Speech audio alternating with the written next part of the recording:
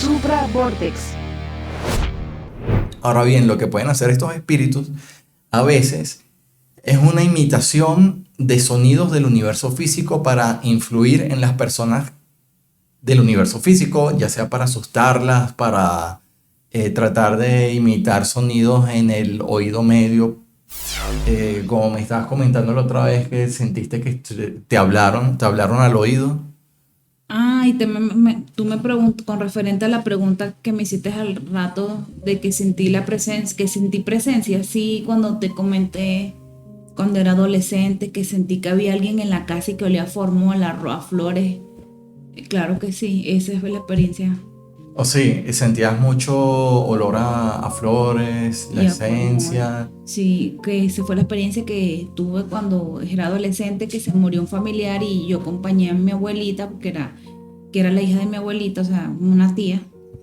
Y yo estuve con mi abuelita, entonces estuve pegada del ataúd y habían esos olores porque ya la prepararon en su casa, que yo había comentado en el podcast anterior, Sí. de esa manifestación que presencié, o sea, o esa manifestación que sufrí. Bueno, si hay algún otro detalle que se pueda agregar. No, bueno, solamente la parte de la presencia, sí sentí que había alguien ahí conmigo, pero yo no lo veía. Y también las que percibía que si el formol, las flores, los olores, pues. Sentía los olores y sentía que alguien estaba allí, pero no sabía dónde. O sea, no lo veía, solo lo sentí que había alguien ahí. Sí, por lo general estas presencias se sienten justamente porque somos, Y yo estaba sola en la casa, no había más nadie. ajá, sí, bueno, porque somos mediums intuitivos y vamos captando estos conceptos, estas presencias. Por lo general estamos distraídos en nuestro día a día con todo el estrés de comer, de trabajar, de ir de aquí para allá. La gente tiene familiares, tiene hijos, tiene que ganarse la vida. Y entonces hay muy poco tiempo como para reflexionar, respirar y ponerse a pensar y tratar de sentir todas estas intuiciones que son ideas que llegan al córtex cerebral. Es como un bombardeo de conceptos. Uno los capta como ideas, pero uno se distrae tan rápido con el celular, con lo que sea, que uno no les presta atención y uno sigue de largo. Cuando quizás hay alguna entidad que te está enviando un consejo para guiarte en tu vida, para que tomes cierta decisión, que estés pendiente de cierta cosa, de cierto elemento, o en tus estudios, en tu trabajo, pero uno por esta distracción del día a día, uno se distrae y no toma a veces las mejores decisiones cuando te están tratando de ayudar. Esto podría ser si la comunicación es conceptual y si el córtex cerebral actúa como una máquina orgánica, como un radar de percepción y de captación de conceptos mentales. También habíamos hablado sobre los objetos malditos, pero ahora bien, si un espíritu puede enviar un concepto mental y no totalmente inofensivo a otro espíritu, a otra entidad o al córtex cerebral de una persona encarnada, ¿qué tal si también una entidad, un espíritu tiene la potestad de enviar ese concepto mental, pero no como datos, no como información, sino haciendo un foco energético de manera que, por ejemplo, proyecta su energía de tal manera tan intensa en una estatua de la Virgen María, en la cera, y la hace, entre comillas, llorar? ¿Por qué? Porque está haciendo un foco energético, enfoca la energía y aparentemente no hay ninguna causa física en ese momento que la haga sudar a esa estatua, pero hay una conciencia detrás que está enfocando de tal manera, una o varias, porque podrían juntarse 10, 100. ¿Por qué? Para llamar la atención. Esto ya sería por ego de estos espíritus. ¿Y qué tal si yo te planteo esto? Digamos que tienes una figura religiosa, imagen religiosa en tu casa y está enmarcada, pero esa imagen o ese cuadro no genera nada físicamente paranormal, simplemente que es una sensación. Por ejemplo, en este caso, digamos que una sensación de terror, miedo. ¿Qué dirías en ese caso?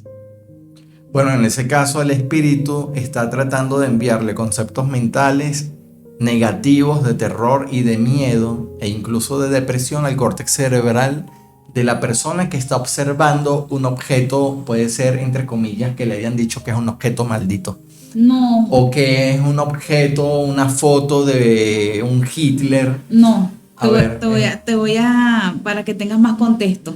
Ese cuadro era un cuadro que había en mi casa de la Beata Madre María de San José. ajá. Mi papá lo enmarcó porque eso es una imagen que él del trabajo y bueno, él la enmarcó y la tenía guindada en una de las paredes de la casa.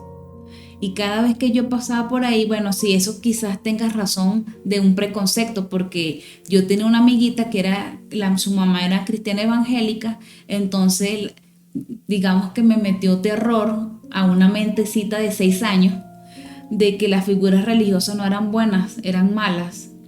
Entonces, capaz, esa es la parte que tú dices que hay como la semilla, de ese preconcepto, de que, ay, no, esa imagen no es buena.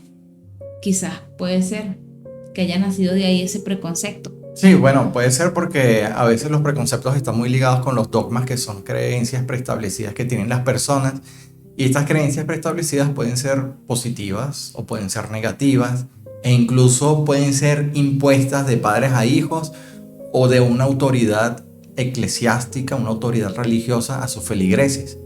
Y estos feligreses lo asumen como una verdad absoluta. Y al asumirlo como una verdad absoluta, se lo autoimponen como una fe ciega o incluso se lo imponen a otras personas, nublándoles totalmente la mente analítica, porque están actuando a veces incluso de manera impulsiva cuando creen que la verdad es así, tal cual.